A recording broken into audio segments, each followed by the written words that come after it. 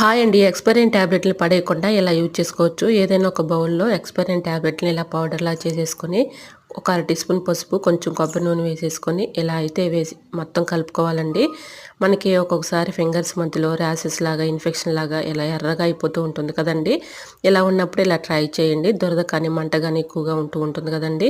Night టైమ్‌లో మనం పడుకునే ముందు ఇలా ఈ లిక్విడ్‌ను అప్లై చేసామనుకోండి, ఎటువంటి ప్రాబ్లమ్ లేకుండా ర్యాషెస్ గానీ, అలానే దురద కానీ, మంట గానీ అన్నీ కూడా ఇన్ఫెక్షన్స్ కానీ తగ్గిపోతాయండి. సో, యూజ్ అవుతుంది కూడా తప్పకుండా ట్రై చేయండి. ఇంక నెక్స్ట్ టిప్‌నైతే తెలుసుకుందాం.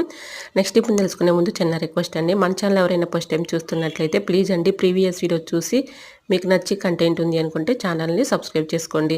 ఏదైనా ఒక పేపర్ తీసుకొని పేపర్ పైన వైట్ వెనిగర్ ఒక మూత వేసేసుకొని ఇలాగా గ్యాస్ స్టవ్ దగ్గర ఇలా క్లీన్ చేసామనుకోండి బొద్దింకలు గానీ, బల్లీలు గానీ, చిన్న చిన్న చీమలు కానీ, పురుగులు కానీ రాకుండా ఉంటాయండి. నైట్ టైమ్‌లో గిన్నెలు కడిగేసిన తర్వాత ఇలా అప్లై చేసేసామనుకోండి వీటికి ఘాటుకి గానీ, స్మెల్